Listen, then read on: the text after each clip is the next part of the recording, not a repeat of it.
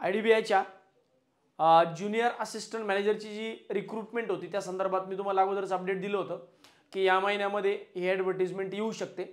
याच्या संदर्भात एक्झामच्या डेटबद्दल पण मी तुम्हाला थोडीशी हिंट दिली होती की डिसेंबरमध्ये ऑलमोस्ट 15 डिसेंबरला ही एक्झाम होऊ शकते।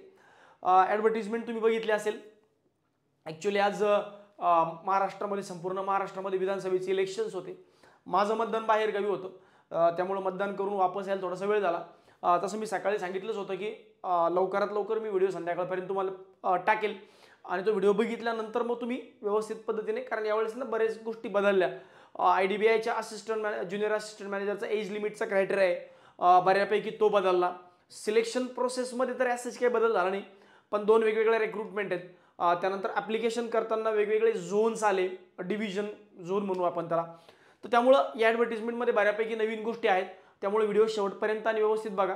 ईच अँड एव्हरी डाऊट जे आहेत हे मी तुमचे क्लिअर करून घेण्याचा प्रयत्न केलाच आहे। स्टील तुम्हाला वाटतंय की हो सर या पद्धतीचा डाऊट राहिला तर आपण डेफिनेटली त्यानंतर पर्सनली इंडिव्हिज्युअली तुम्हाला डिस्कस तो करू शकता। स्टार्ट करूया। बघा आता ॲडव्हर्टिजमेंटबद्दल जर समजून घ्यायचं तर डिटेलमध्ये पहिल्यांदा समजून घ्यावं लागेल की नेमक्या वॅकन्सीज रिक्रुटमेंट ज्या आहेत या कशा कशा आहेत महाराष्ट्रासाठी। त्याच्यामध्ये बघितलं तर 2 वेगवेगळ्या पोस्ट आहेत। यावेळेस ज्युनियर असिस्टंट मॅनेजरमध्ये 2 कॅडर केले, ऑफिसर कॅडरमध्ये 2 वेगवेगळ्या पोस्ट तयार केल्या। एक आहे junior assistant manager grade O ची पोस्ट। आता ग्रेड O ची पोस्ट जी आहे त्याच्या एकूण 500 जागा आहेत पूर्ण भारतामध्ये। महाराष्ट्राच्या वाट्याला 235 जागा आहेत। आता महाराष्ट्राच्या वाट्याच्या 235 जागा आहेत, त्याच्यामध्ये बायफर्गेशन कसं आहे बघा की महाराष्ट्रामध्ये 3 वेगवेगळे रिजन झोन म्हणूया आपण, मुंबई, नागपूर आणि पुणे। तर मुंबईसाठी एकूण 125 जागा आहेत, नागपूरसाठी 50 जागा आणि पुण्यासाठी 60 जागा। असे एकूण या 110 प्लस त्या 125 असे एकूण 235 जागा आहेत। हे कॅटेगरी वाईज डिस्ट्रीब्युशन इथपर्यंत कॅटेगरी वाईज, आणि इथपासून पुढे PWD कॅन्डिडेट जे त्यांचं रिझर्वेशन आहे तर त्या संदर्भात। आता जर डिटेलमध्ये समजून घ्यायचं तर या ज्या वॅकन्सीज आहेत यांच्यासाठी एलिजिबिलिटी क्रायटेरिया वेगळा आहे। याला मी म्हणतोय junior assistant manager grade O, junior assistant manager grade O। आणि हा जो आहे हा agriculture officer, agriculture asset officer, agri office आहे ॲसेट ऑफिसर म्हणूया आपण याला, AAO। तर याच्यासाठी 100 जागा वेगळ्या आहेत। म्हणजे जर तुम्ही जनरल ग्रॅज्युएट असाल तर तुमच्यासाठी वेगळ्या जागा, तुम्ही ॲग्री ग्रॅज्युएट असाल तर तुमच्यासाठी वेगळ्या जागा। अशा 2 वेगवेगळ्या रिक्रुटमेंट ज्या आहेत किंवा 2 वेगवेगळ्या पोस्ट ज्या आहेत यावेळेस IDBIने JM कॅडरमध्ये ज्युनियर असिस्टंट मॅनेजर कॅडरमध्ये तयार केल्या।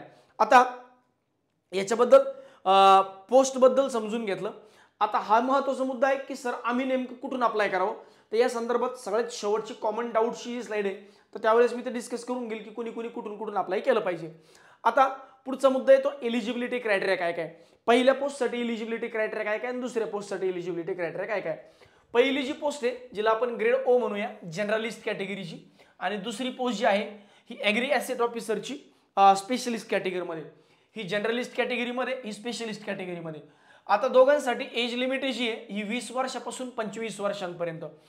तर इथं थोडासा बदल काय झाला की आतापर्यंत ज्युनियर असिस्टंट मॅनेजरचा एलिजिबिलिटी क्रायटेरिया असायचा 28 वर्षापर्यंत। यावेळेस पहिल्यांदा असं झालं फॉर द फर्स्ट टाइम की एलिजिबिलिटी क्रायटेरिया म्हणजे एज लिमिटचा क्रायटेरिया जो आहे हा 25 पर्यंत आणला। याच्यामुळं असे की जे विद्यार्थी बऱ्यापैकी बँकिंगची तयारी करतात आणि दुसरा कुठला रिझल्ट येत नाही, आता वय वाढत चाललंय, तर असे लोक IDBI जॅमचा पर्याय निवडायचे। आता हा जो क्राऊड आहे ज्यांचं वय 25 पेक्षा जास्त आहे तर हा एक क्राऊड जो आहे हा ड्रास्टिकली कमी होऊन जाईल। आणि मी म्हणेल की हा डेफिनेटली एक अन्याय केला IDBIने या विद्यार्थ्यांसोबत ज्यांचं वय 25 पेक्षा जास्त आहे। आता हा नियम नेमका का चेंज केला, का असा नियम ठेवला, याच्या मागचं स्पेसिफिक रिझन तर मला सांगणं अवघड आहे, पण आता जो नियम ठेवलाय तो ठेवलाय, त्याच्यामध्ये मला नाही वाटत काही विशेष बदल होईल किंवा बदल होईलही। त्यामुळं हा आता या मेंटली आपण प्रिपेअर होऊया की ज्यांचं वय 25 वर्ष आहे अशाच लोकांनी अप्लाय करता यायला। हा याच्यामध्ये एक गोष्ट आहे की OBC कॅटेगरीसाठी असेल, SC ST कॅटेगरीसाठी असेल, त्यानंतर PWD कॅटेगरीसाठी असेल तर एज एक्झम्पशनचा जो आहे म्हणजे OBC साठी +3, SC ST कॅटेगरीसाठी +5, PWD कॅटेगरीसाठी +10, तो क्रायटेरिया जो आहे तो आहे ते एज एक्झम्पशन आहे। पण जनरल कॅटेगरीचा कॅन्डिडेट जर असेल तर जनरल कॅटेगरीच्या कॅन्डिडेटला मात्र 25 पर्यंतच एलिजिबिलिटी आहे, म्हणजे 25 पर्यंतच तुम्ही फॉर्म भरू शकता, वयवर्ष 25 पर्यंत. बरं, त्यानंतर हा जो एज्युकेशनल क्वालिफिकेशनचा कॉलम आहे हा नीट समजून घ्या. जर तुम्ही जर्नलिस्टसाठी अप्लाय करताय तर तुमची कोणत्याही शाखेची पदवी असावी, कोणत्याही शाखेची पदवी मिनिमम 60% अट असावी, मिनिमम 60% अट आहे. मग आता इथे एक पुन्हा एक क्रायटेरिया टाकून दिला की मिनिमम 60% अट आहे. मग याच्यात दोन क्रायटेरियाज आहेत, एक तर एज कमी आहे म्हणजे 25 पर्यंत आणि वयोमर्यादा 60 पर्यंत आहे. त्यामुळं असे विद्यार्थी जे नवीन नवीन बँकिंगची तयारी करतायत अशा विद्यार्थ्यांसाठी एक चांगली अपॉर्च्युनिटी आहे. काही लोकांवर डेफिनेटली यातून अन्याय झालाय, पण आता काही लोकांसाठी एक अपॉर्च्युनिटी म्हणून घ्यावं लागेल, कारण जो नियम आहे तो डेफिनेटली आहे. जर तुम्ही जनरलिस्ट कॅटेगरी सोडून अप्लाय करायची इच्छा आहे तर तुमची कोणत्याही शाखेची पदवी असावी विथ 60% मार्क. पण जर तुम्ही ॲग्रिकल्चर ॲसेट ऑफिसर मधून अप्लाय करताय तर मग 4 वर्षांची पदवी BSc, BTech किंवा BE इन ॲग्रिकल्चर किंवा हॉर्टिकल्चर किंवा ॲग्रिकल्चर इंजिनिअरिंग, फिशरी किंवा science engineering, animal husbandry, veterinary science, forestry, even मी म्हणेल ऑल अलाइड ॲग्रिकल्चर ब्रांचेस. मग ॲग्रिकल्चर रिलेटेड जेवढे अलाइड ब्रांचेस आहेत या सगळ्या लोकांना इथं इलिजिबल आहे किंवा हे सगळे लोक फॉर्म जे हे डेफिनेटली भरू शकतात. तर पहिला जो मुद्दा आहे, जर तुम्ही जर्नलिस्टसाठी अप्लाय करतायत तर एनी ग्रॅज्युएट, जर तुम्ही ॲग्रिकल्चरसाठी अप्लाय करतायत तर मग BSc ॲग्रिकल्चर किंवा BSc ॲग्रिकल्चरच्या अलाइड ब्रांचेस, इंजिनिअरिंग, फॉरेस्ट्री, तुमचं व्हेटरनरी सायन्स असेल, फूड टेक्नॉलॉजी असेल, फूड सायन्स असेल, हा वाला पार्ट. त्यानंतर एक अजून एक क्रायटेरिया काय की कम्प्युटर लिटरसी सर्टिफिकेट असावं. आयदर तुमचं MSc झालं असेल तर चालेल, 10वी 12वी ग्रॅज्युएशनला तुम्ही कम्प्युटर ॲज अ सब्जेक्ट शिकला असेल तरी पण चालेल, तर बेसिक कम्प्युटर लिटरसी सर्टिफिकेट तुमच्याकडे असलं पाहिजे. तर हा झाला बेसिक एज्युकेशनल क्रायटेरिया आणि एज लिमिटचा क्रायटेरिया. आता एज लिमिट कधीपर्यंत किंवा एज्युकेशनल क्वालिफिकेशन कधीपर्यंत, तर इथं बघा 1 ऑक्टोबर 2024 पर्यंत तुमचं वय 25च्या आत असावं आणि डिग्री सुद्धा 1 ऑक्टोबर 2024च्या अगोदर झालेली असावी. म्हणजे सर मी माझी डिग्री जी आहे ही आता रिसेंटली 1 महिन्याभरापूर्वी मी पास झालो, किंवा माझी डिग्री 1 ऑक्टोबर नंतरची आहे, किंवा मी यावर्षी 3rd इयरला आहे किंवा फायनल इयरला आहे, 4th इयरला आहे, तुम्ही लोक एलिजिबल नाही, ग्रॅज्युएशन कंप्लीट झालं असावं, हा बेसिक नियम आहे. बरं, एज लिमिट समजलं, एज्युकेशनल क्वालिफिकेशन समजलं, 60% अट आहे. आता जे कॅन्डिडेट जनरल, EWS आणि OBC मध्ये येतात, पण जे कॅन्डिडेट SC ST किंवा PWD मध्ये येतात अशा लोकांना 55% सुद्धा एज्युकेशनल क्वालिफिकेशनमध्ये किंवा ग्रॅज्युएशनमध्ये पर्सेंटेज, जो मार्क्सचा पर्सेंटेजचा क्रायटेरिया आहे तो तेवढा एक्झम्प्टेड आहे, 55% चालेल. आता पुढचा मुद्दा येतो की एज्युकेशनल क्वालिफिकेशन इन डेप्थ जर समजून घ्यायचं तर bachelors degree junior assistant manager grade O साठी, जनरलिस्ट पोस्टसाठी, तर ही वाली जी पोस्ट आहे एनी ग्रॅज्युएट आणि ज्युनियर असिस्टंट मॅनेजर पण JM ॲग्रिकल्चर ॲसेट ऑफिसरसाठी, ॲग्रिकल्चर किंवा ॲग्रिकल्चर अलाइड ब्रांच. थोडा मुद्दामून डिटेलमध्ये समजावं या हिशोबाने आणखी एक एक्स्ट्रा साईड ॲड करून घेतली होती. आता जसं मी एज लिमिटबद्दल बोललो होतो की जनरल कॅटेगरीचा कॅन्डिडेट असेल किंवा EWS कॅटेगरीचा कॅन्डिडेट असेल तर तुमच्यासाठी एज लिमिटचा क्रायटेरिया जो आहे तो ऑफकोर्स 25 वर्ष आहे. पण जर तुम्ही OBC कॅन्डिडेट असाल तर मग +3 म्हणजे 28 वर्षांपर्यंत तुम्ही फॉर्म भरू शकता, म्हणजे तुमच्यासाठी एज लिमिट 28 वर्ष आहे. जर तुम्ही ST कॅटेगरी किंवा SC कॅटेगरीला बिलॉंग करत असाल तर मग +5 म्हणजे 30 वर्ष वयोमर्यादेपर्यंत तुम्ही फॉर्म भरू शकता. जर तुम्ही PWD कॅन्डिडेट असाल तर मग मात्र 10 वर्ष प्लस, म्हणजे काय तुम्ही 35 वर्षापर्यंत फॉर्म भरू शकता, 25 + 10 35 या पद्धतीने. जर तुम्ही एक सर्व्हिसमन कॅटेगरीतून येत असाल तर मग तुम्हाला 5 वर्षांचं एक्झम्पशन आहे, किंवा 1984 मध्ये जे दंगलीमध्ये ज्यांचं काही नुकसान झालं होतं किंवा त्याच्यात तुम्ही असाल पर्सन अफेक्टेड बाय 1984 रिॲक्ट्स, तर तुम्ही 5 वर्षांपर्यंत एज लिमिटचं एक्झम्पशन घेऊ शकता. तर अशा पद्धतीने हा एज रिलॅक्सेशनचा क्रायटेरिया आहे. ठीक आहे, तर इथपर्यंत क्लिअर असावं. एज्युकेशनल क्वालिफिकेशन, एज लिमिट आणि computer certificate qualification, educational qualification 60%, general EWS OBC कॅटेगरीत असेल तर, SC ST किंवा PWD कॅन्डिडेट असेल तर 55 पर्यंत. मग ते तुमचं ॲग्रिकल्चर झालं असू द्या किंवा तुम्ही जनरलसाठी किंवा तुम्ही दोन्हीपैकी कुठल्याही पोस्टसाठी क्रायटेरिया मात्र सेम आहे. आता नेमकी सिलेक्शन प्रोसेस कशी आहे सर, एक्झाम कशा पद्धतीने सिलेक्शन प्रोसेस, पहिल्यांदा तुमची ऑनलाईन एक्झाम होणार, ऑनलाईन टेस्ट होणार, त्यानंतर डॉक्युमेंट व्हेरिफिकेशन आणि त्याच दिवशी पर्सनल इंटरव्ह्यू होणार. म्हणजे एक्झाम पास झाले की सेम त्याच्यानंतर तुम्हाला एक्झाममधून जे लोक डिसेंडिंग ऑर्डरने क्वालिफाय होतील. नॉर्मली 1:3 1:4 चा रेशो असतो. सपोज आता 500 जागा आहे तर 500 गुणिले 4 किंवा 500 गुणिले 3 1500 ते 2000च्या दरम्यान कॅन्डिडेट इंटरव्ह्यूला बोलवतील. आता इंटरव्ह्यूला बोलवल्यानंतर अशा लोकांना ज्यांना वरचे 2000 लोक किंवा वरचे 1500 लोक अशा लोकांना इंटरव्ह्यूला चान्स मिळेल. इंटरव्ह्यूमध्ये तुमचं अगोदर डॉक्युमेंट व्हेरिफिकेशन होईल आणि मग पर्सनल इंटरव्ह्यू होईल. मग फायनल मेडिकल एक्झामिनेशन ही जी आहे ही फायनल सिलेक्शन झाल्यानंतर असते. आता याच्यामध्ये कुठलाही बदल नाही केला सब्जेक्ट वाईजमध्ये किंवा एक्झाम पॅटर्नमध्ये कुठलाही बदल नाही केला. जर तुम्ही जनरल ग्रॅज्युएट असाल तर लॉजिकल रिझनिंग प्लस डी आहे 40 + 20. लॉजिकल रिझनिंगचे 40 क्वेश्चन आणि डीआयचे 20 क्वेश्चन असे 60 क्वेश्चन 60 मार्क 40 मिनिटं. त्यानंतर इंग्लिशमध्ये 40 क्वेश्चन 40 मार्क 20 मिनिटं. आता इथे थोडासा घोळ केला यांनी बघा, चाबरी लोक आहेत. 20 मिनिटांचा टाइम हा इंग्लिशच्या 60 क्वेश्चनला तेवढा पुरेसा होणार नाही, हे माझं स्पष्ट मत आहे. त्यामुळं इथं कंपॅरेटिव्हली इंग्लिशचे अटेम्प्ट जे हे कमी होतील. म्हणून तुम्ही यावेळेस इंग्लिश सोडवताना काळजीपूर्वक सोडवा. जेवढं तुम्हाला येतं तेवढं सोडवा. जास्त तुक्के मारण्याचा प्रयत्न करू नका, कारण 20 मिनिटांमध्ये 40 अटेम्प्ट होणं हे प्रॅक्टिकली अवघड आहे.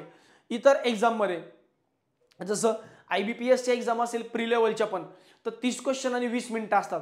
इथं 40 क्वेश्चन दिले आणि 20 मिनिटं दिले आणि हे पण एक डिफिकल्टी लेवल पण कंपॅरेटिव्हली जास्त आहे. सो दॅट इथं अटेम्प्ट कमी होतील. तर अटेम्प्ट कमीवरच पण तुम्हाला काम चालवून घ्यावं लागेल. बरं, क्वांटमध्ये 40 क्वेश्चन 40 मार्क आणि 35 मिनिटांचा वेळ. त्यानंतर जनरल अवेअरनेस 60 क्वेश्चन 60 मार्क आणि 25 मिनिटांचा वेळ. मी म्हणतो हा टाइम सुद्धा पुरेसा होणार नाहीये. 25 मिनिटांमध्ये 60 क्वेश्चन वाचून आणि मागच्या जर एक्झाम तुम्ही बघितल्या तर बऱ्यापैकी लेंदी क्वेश्चन्स आहेत. त्यामुळे इथं तुमची जनरल अवेअरनेसची वाचण्याची स्पीड आणि इंग्लिशची वाचण्याची स्पीड पण थोडीशी इम्प्रोवाइज करावं लागेल पुढच्या काही दिवसांमध्ये. बरं, हे झालं जनरलिस्ट कॅटेगरीसाठी. असे लोक जे जनरलिस्टचा ज्यांनी फॉर्म भरलाय, पण असे लोक जे लोक AAO साठी फॉर्म भरलाय ॲग्रिकल्चर असिस्ट ऑफिसरसाठी, तर तुम्हाला हे 4 सब्जेक्ट प्लस हा 5वा सब्जेक्ट. सर हे प्रोफेशनल नॉलेज म्हणजे काय? तर प्रोफेशनल नॉलेज म्हणजे ॲग्रिकल्चर ऑफिसर. तर ॲग्रिकल्चरची सुद्धा हे 60 क्वेश्चन 60 मार्क जे आहेत हे तुम्हाला विचारले जाणार आहे. तर ॲग्रिकल्चरची जिथे विद्यार्थी तयारी करतात अशा लोकांना हे प्लस हे करावं लागेल. जनरल बँकिंगच्या लोकांना वरची तयारी करावं लागेल. म्हणजे जनरलिस्ट पोस्टसाठी हे 4 सब्जेक्ट आणि ॲग्रिकल्चरवाल्यांसाठी हे 4 + 1 5 subject. The above test except the test of English language will be available bilingually, that is English आणि हिंदी. जे नेहमीप्रमाणे असतं दोन्ही लँग्वेजमध्ये एक्झाम अवेलेबल असणार आहे. ठीक आहे, तर इथपर्यंत मला वाटतं क्लिअर असावं. जर्नलिस्टसाठी 4 विषय आणि ॲग्रिकल्चर पोस्टसाठी 4 + ॲग्रिकल्चर हा 5वा विषय प्रोफेशनल नॉलेजचा. बरं, एक्झाम फीस काय असेल? जर तुम्ही जनरल EWS आणि OBC कॅटेगरीत असाल तर तुम्हाला 1050 रुपये फीस आहे. पण जर तुम्ही SC ST आणि PWD कॅन्डिडेट असाल तर 250 रुपये फीस आहे. Only intimation charges applicable fees and intimation charges दोन्ही मिळून. तर 1050 रुपये जनरल EWS आणि OBC कॅटेगरीसाठी, SC ST आणि PWD कॅन्डिडेटसाठी 250 रुपये फीस आहे. अशा पद्धतीने आता नेमक्या इम्पॉर्टंट डेट ज्या आहेत या कशा कशा आहेत तर बघा, एज्युकेशनल क्वालिफिकेशन जे आहे, एज्युकेशनल क्वालिफिकेशन म्हणजे तुमचं वय आणि सोबत एज्युकेशनल क्वालिफिकेशन म्हणजे शिक्षण. हे 1 ऑक्टोबर 2024 पर्यंतचा क्रायटेरिया आहे.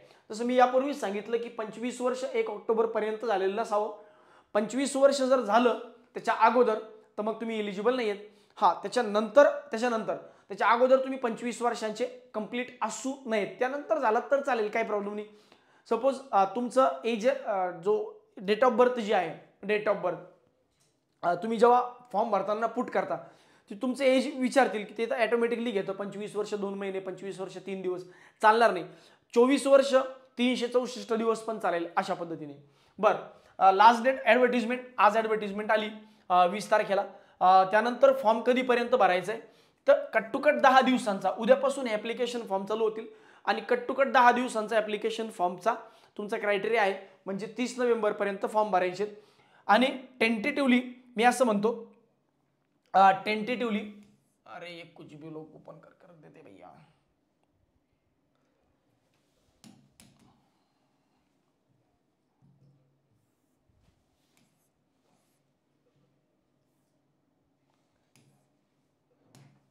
चल, तर या पद्धतीने आता एक्झाम जी आहे या संदर्भात थोडीशी बेसिक अपडेट मी अगोदर पण दिली होती की टेंटेटिव्हली 15 डिसेंबरला एक्झाम होऊ शकते. आता यांनी थोडी सावध भूमिका घेतली, डिसेंबर 2024 किंवा जानेवारी 2025, पण मोस्ट प्रोबेबली तुम्ही असं ॲज्युम करा की डिसेंबरमध्ये एक्झाम होऊ शकते. 15 डिसेंबरच्या हिशोबाने 15 डिसेंबरपर्यंत तुम्ही फॉर्म जो आहे एक्झाम जी आहे ही होणार किंवा 15 डिसेंबरलाच एक्झाम होणार, या हिशोबाने तयारी चालू ठेवा. 15 डिसेंबरपर्यंत आपली तयारी झाली पाहिजे. उद्या जर एक्झाम डेट काही बदलल्या, काही नवीन अपडेट आली तर आम्ही तुमच्यासोबत येतोच, काळजी करू नका, टीम सारखी आहेच. बरं, मुद्दा सर हे सगळं ठीक आहे, पगार किती मिळेल? तर त्यांचं म्हणणं असं आहे की अराउंड एक 6.25 लाख 6,15,000 ते 6,50,000च्या दरम्यान तुमचं ॲन्युअल पॅकेज असेल. म्हणजे अराउंड 51-52 हजार रुपयांच्या आसपास तुमचं ॲन्युअल मंथली सॅलरी पडेल, 51-52 हजारांच्या आसपास. बाकी ॲन्युअल इन्क्रीमेंट वगैरे असेल किंवा पुढचं जे तुमचं annual increment shall be granted based on the performance or any other parameters as decided by the bank from the time to time. आणि बाकी पेन्शन स्कीम वगैरे जो पार्ट आहे हा डेफिनेटली तुम्हाला नियमानुसार जसं बँकिंगमध्ये आहे त्या हिशोबाने मिळेलच. आता जे थोडेसे कॉमन डाऊट्स आहेत जिथं मुलांचे फार शंका आहेत आणि असावेत नॉर्मली, कारण आपण आपल्या करिअरचा विचार करताना या बेसिक गोष्ट असणं किंवा या बेसिक गोष्टी समजून घेणं अत्यंत आवश्यक आहे. मग एक IDBI एक्झिक्युटिव्हची ॲडव्हर्टिजमेंट आली होती काही दिवसांपूर्वी. IDBI एक्झिक्युटिव्हची ॲडव्हर्टिजमेंटमध्ये मी व्हिडिओ बनवला. काही कमेंटमध्ये काही लोकांचे नावं होते, काही लोकांच्या कमेंट होत्या की ही बँक कुणी जॉईन करू नका, फार जॉब विचित्र आहे, या बँकेचा एक्सपिरियन्स फार खराब आहे, वर्किंग कल्चर तेवढं चांगलं नाही आहे, टार्गेट वगैरे असतं.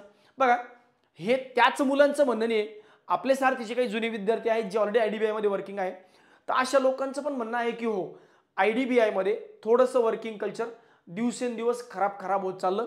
काही ब्रँचेसमध्ये, सगळ्या ब्रँचेसमध्ये असं मात्र अजिबात नाही आहे. म्हणजे हे सगळ्या गोष्टी ज्या आहेत या bank to bank, manager to manager, region to region, city to city matter करतं. आता फॉर एक्झाम्पल एखादं छोटा डिस्ट्रिक्ट आहे किंवा छोटा तालुका प्लेस आहे, तर तालुका प्लेसला इन्शुरन्सची, म्युच्युअल फंडचे टार्गेट जे आहेत हे कंपॅरेटिव्हली अचीव्ह व्हायला थोडासा डिफिकल्ट टास्क आहे. तेच जर मुंबई पुण्यासारख्या ठिकाणी, संभाजीनगर पण अवघड आहे, नाशिक सारख्या ठिकाणी, मोठ्या मोठ्या मेट्रोपॉलिटन सिटीजमध्ये, नागपूर सारख्या ठिकाणी हे टार्गेट्स अचीव्ह होणं प्रॅक्टिकली सोपे असतात. म्हणून मेट्रो आता प्रॉब्लेम असा आहे की आपल्या मुलांना मुंबईत जायचं नाही आहे जिथं टार्गेट अचीव्ह होतात, आणि आपल्या भागात जिथं जॉब करणं कंपॅरेटिव्हली किचकट आहे कारण टार्गेट अचीव्ह होत नाहीत, अशा ठिकाणी आपल्या मुलांना जॉईनिंग पाहिजे असते. तर या दोन्ही गोष्टी मॅच होणं थोडं कंपॅरेटिव्हली अवघड आहे. म्हणून काही मुलांची या तक्रारी तुम्हाला बघायला मिळत असतील. आता मीही सांगतो की जुने विद्यार्थी जे आमच्या आत्ताही संपर्कात आहेत, असे विद्यार्थी जे बँकेत लागले, ते म्हणतात की IDBI मध्ये थोडंसं वर्किंग कल्चर खराब आहे. पण हे सगळ्या ब्रँचमध्ये सेम नाही आहे, सगळ्या रिजनमध्ये सेम नाही आहे, सगळ्या झोनमध्ये सेम नाही आहे. हे state wise, branch wise, city wise हे कल्चर बदलतं. बऱ्यापैकी गोष्टी तुमच्या ब्रँच मॅनेजरवर पण डिपेंड करतात. तर यामुळे या थोड्या गोष्टी मागे पुढे काही प्रमाणात होऊ शकतात. हे मला सुद्धा ॲक्सेप्टेड आहे. त्यामुळं मी IDBI बँक जॉईन करावी का? तर बघा, जर तुमच्याकडे दुसरा काही पर्याय नसेल, मल्टिपल एक्झाम तुम्ही, आता पॅरामीटर्स मी सांगतो, तुम्ही यावर्षी मल्टिपल एक्झाम्स दिल्या आहेत, मेन्स दिल्यात, बऱ्यापैकी तुम्हाला वाटतं की यावर्षी माझं दुसऱ्या बँकेमध्ये सिलेक्शन होऊ शकतं नॅशनलाइजमध्ये, मग तुम्ही हा फॉर्म पण भरू नका. पहिला पॅरामीटर, मागच्या 2-3 वर्षापासून तुम्ही तयारी करताय, बऱ्यापैकी यावर्षी मेन्सची एक्झाम दिल्या, वाटतं दुसऱ्या ठिकाणी सिलेक्शन होऊ शकतं, तुम्ही फॉर्म भरू नका. हा झाला पहिला पॅरामीटर. दुसरा पॅरामीटर, सर मी रिसेंटली बॅच जॉईन केली आहे, पण मला IDBI जॉईन करायचं नाही किंवा मी मागच्या 5-6 महिन्यापासून तयारी करतो, मला घरचे 2-3 वर्षांची वेळ देऊ शकतात, मला तसं असं जॉबची काही गरज नाही किंवा घाई नाही, गरज नाही म्हणल्यापेक्षा घाई नाही आहे, मी अजून 1-2 वर्ष तयारी करू शकतो आणि घरच्यांचा तेवढा पेशन्स आहे, तुम्ही पण फॉर्म भरू नका. आता तिसरा पॅरामीटर, ज्या लोकांना खरंच अत्यंत जॉबची गरज आहे, वय लिमिट संपत चालली आहे, 1-2 वर्षांपासून तयारी करतोय, कुठल्या प्रिलिमिनरी एक्झाम निघत नाही आणि लवकरात लवकर जॉबची गरज आहे, अशा लोकांनी डेफिनेटली फॉर्म भरा, परीक्षा द्या. असे लोक ज्यांनी रिसेंटली बॅच जॉईन केली आहे, जॉईन करायचं नाही करायचं आमच्या अजून कन्फर्म नाही, मग अशा लोकांनी किमान एक्सपिरियन्ससाठी म्हणा किंवा at least something is better than nothing, किंवा एक असा विचार करूया की सर कुठेतरी करिअरची सुरुवात होऊ शकते, तर अशाही लोकांनी फॉर्म भरला पाहिजे ज्यांनी नवीन अप्लाय केलंय. आता या सगळ्या गोष्टींच्या पलीकडे एक पॅरामीटर असा असतो की सर मला आहे ना आता नितांत जॉबची गरज आहे, मग तो कुठलाही असला तर चालेल, मग बरेच लोक काय करतात की अशा वेळेस आम्हाला न विचारता ॲक्सिस, ICICI, HDFC अशा बँका जॉईन करतात. मग मी म्हणेल की त्याच्यापेक्षा 1000 पटीनं हा जॉब चांगला आहे, त्याच्यापेक्षा कधीही कंपॅरेटिव्ह हा जॉब चांगला आहे, कारण ॲटलिस्ट तेवढं खराब कल्चर जे ह्या बँकेमध्ये नाही आहे. आणि याच्याही पलीकडे जाऊन काही लोक असे असतात की सर मी आहे ना म्हणजे पर्सनली माझं सजेशन जर विचारताल तर मी असं म्हणेन की चला ठीक आहे, जॉईन करायचंय की नाही करायचंय हा हा हा जो निर्णय आहे हा आपण तेव्हा घेऊ जेव्हा आपलं फायनल सिलेक्शन होईल. तर फायनल सिलेक्शन झाल्यानंतर मग आपण विचार करू की जॉईन करायचं की नाही करायचं. त्यामुळं परीक्षा देऊन ठेवा. परीक्षेमध्ये चांगले मार्क आले, मला जॉईन करायचंच नाही, इंटरव्ह्यू देऊ नका. इंटरव्ह्यू दिला, माझं फायनल सिलेक्शन झालं, मला जॉईन करायचं नाहीये, नका करू, काय प्रॉब्लेम नाही. तुम्ही जरी जॉईन नाही केलं तर तुमच्या जागेवर दुसरा वेटिंगमधला कॅन्डिडेट क्लिअर होईल आणि त्याला जॉब मिळून जाईल. त्यामुळे ॲज सच कोणाचा जॉबही तुम्ही खाणार नाहीत, तर तोही एक पॅरामीटर आहे. त्यामुळं जर एक एक्सपिरियन्स म्हणून फॉर्म भरू शकता. पहिला मुद्दा, something is better than nothing हाही एक पर्याय आहे. नितांत जॉबची गरज आहे हाही एक पर्याय आहे. आणि चलो यार काही प्रॉब्लेम नाही, मला तर जॉईन करायचं नाही, पण सिलेक्शन झाल्यानंतर मी विचार करेल. तेव्हा आपल्या हातात एक पर्याय असतो की चला ठीक आहे यार, बाकी कुठे सिलेक्शन नाही झालं, आता याचं सिलेक्शन झालंय, जॉईन करायचं नाही करायचं बघूया. याचा एक तिसरा ॲडव्हान्टेज असा, म्हणजे सगळ्यात मोठा ॲडव्हान्टेज, की याचा एक्सपिरियन्स जो आहे हा SBI CBO बँक ऑफ महाराष्ट्रामध्ये ज्या स्केल 2च्या जागा येतात किंवा ज्या पण एक्सपिरियन्स बेसिसवर जागा येतात सगळीकडे हा एक्सपिरियन्स कामाला येतो. स्केल 2 साठी उद्या ग्रामीण बँकांमध्ये यायचं स्केल 2 जागांमधून तर तिथेही कामाला येतो. त्यामुळे तो एक ॲडव्हान्टेज तुमच्याकडे आहे की उद्या कुठल्या ना कुठल्या बँकेमध्ये मला स्केल 2 म्हणून जायचे किंवा SBI मध्ये CBO म्हणून जायचे, तर तो एक्सपिरियन्स तिथं कामाला येतो. त्यामुळे अप्लाय करावं की नाही करावं, कुणी अप्लाय करावं हा मुद्दा या इथून मी क्लिअर करून दिला. बरं, कुठल्याही एकाच पोस्टसाठी अप्लाय करता येतं. आयदर तुम्ही ग्रेड O म्हणजे जनरलिस्ट पोस्टसाठी अप्लाय करा किंवा मग तुम्ही याच्यासाठी अप्लाय करा. ज्या दोन जागा मी तुम्हाला सांगितल्या, एक सांगितलं जनरलिस्ट, दुसरं सांगितलं ॲग्रिकल्चर. एक सांगितलं जनरलिस्ट, दुसरं सांगितलं ॲग्रिकल्चर. तर तुम्ही जनरलिस्टसाठी अप्लाय करू शकता किंवा ॲग्रिकल्चरसाठी अप्लाय करू शकता, ॲग्रिकल्चर ॲसेट ऑफिसरसाठी. मग पुन्हा तुमच्या मनात मुद्दा येतो की सर हे चांगलं की ते चांगलं.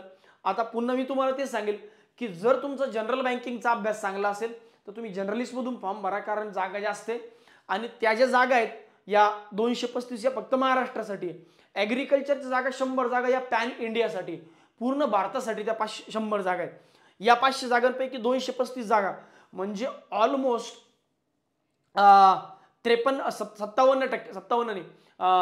47% जागा आहेत या महाराष्ट्रासाठी आहेत. 500 जागांपैकी 235 म्हणजे 47% जागा महाराष्ट्रासाठी. पण तिकडे 100 पैकी 100 जागा या महाराष्ट्रासाठी नसून किंवा त्यातला काही टक्का महाराष्ट्रासाठी नसून त्या अक्रॉस पॅन इंडियासाठी आहे. त्यामुळे ॲग्रिकल्चर ॲसेट ऑफिसरची रिक्रुटमेंट कुठे येऊ शकते, पोस्टिंग कुठे येऊ शकते, तर हाही एक विचार पॅरामीटर लक्षात ठेवा. दुसरा मुद्दा, तुम्हाला जनरल बँकिंग प्लस ॲग्रिकल्चर दोन्ही विषयांची तयारी करायची आहे. जर तुम्हाला ॲग्रिकल्चरचा बॅकग्राऊंडचा विद्यार्थी आहे त्याच्यासाठीच हा प्रॉब्लेम आहे. बाकी जर्नलिस्टमधूनच फॉर्म भरणार आहे. जसं एनी ग्रॅज्युएट आहे अपार्ट फ्रॉम ॲग्रिकल्चर, तर ते लोक BA BCom BSc वाले ते जर्नलिस्टसाठीच फॉर्म भरतील. पण ॲग्रिकल्चर कॅन्डिडेटच्या मनामध्ये हा डाऊट जर असेल तर तुमचं जर ॲग्रिकल्चर चांगलं असेल तर तिकडं भरा, नसेल तर मग इकडं भरा. जर तुम्ही मागच्या काही वर्षांपासून जनरल बँकिंगचीच तयारी करताय, मागच्या काही महिन्यांपासून, तर जनरल बँकिंगचाच फॉर्म भरला पाहिजे. तुम्ही ॲग्रिकल्चर ॲसेट ऑफिसरकडे जाऊ नका. पण ॲग्रिकल्चरची तयारी चांगली आहे, क्वांट रिझनिंग इंग्लिश थोडंसं वीक आहे, मग तो फॉर्म भरा, कारण ती तुमच्या नाही पार होऊ शकते. बरं, which is good zone to apply. आता बघा, झोनमध्ये मुंबईमध्ये जर तुम्ही बघितलं तर बऱ्यापैकी कोकण एरिया, मुंबई एरिया हा मुंबईमध्ये जातो, बरोबर, पार नाशिकपर्यंतचा. त्यानंतर हे जर तुम्ही पुणे झोन बघितलं तर पुण्यामध्ये पुणे एरिया आणि गोवा एरिया येतो, पुणे आणि गोवा एरिया. आणि हेच जर तुम्ही नागपूर झोन बघितलं तर नागपूरमध्ये पश्चिम महाराष्ट्र आणि विदर्भ येतो, बऱ्यापैकी पश्चिम महाराष्ट्र आणि विदर्भ येतो. तर तुम्हाला जॉब करायला कुठे आवडेल? तुम्हाला पश्चिम महाराष्ट्र, मराठवाडा आणि विदर्भ. तुम्हाला जर मराठवाडा आणि विदर्भात जॉब करायचं आहे, संभाजीनगरला जॉब करायचं आहे, जालन्याला जॉब करायचं आहे, तर तुम्ही नागपूर झोनमधून अप्लाय करा. नंबर ऑफ व्हॅकन्सीच्या हिशोबाने जर विचार करताय तर मुंबई बेटर आहे, कारण कॉम्पिटिशन कमी असणार आहे comparatively as compared to Pune आणि नागपूर.